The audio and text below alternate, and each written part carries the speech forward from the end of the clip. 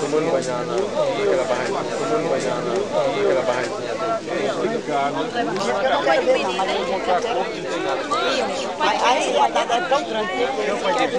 Em cima da fita lá, ó. É, o pai é adotivo, a mãe tava aí, a mãe biológica.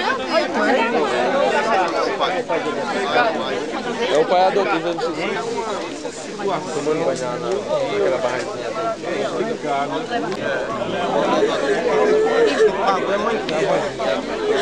Você passa pra trás, não vai não. A mulher dele, a mulher daqui.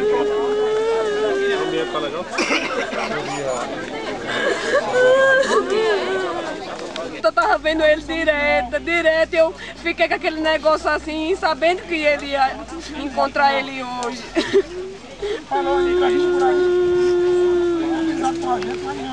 Não pode ser solto, ele não deve ser solto de forma alguma, porque ele já matou o segundo ou o terceiro desta forma, e se for solto, vai continuar matando da mesma forma.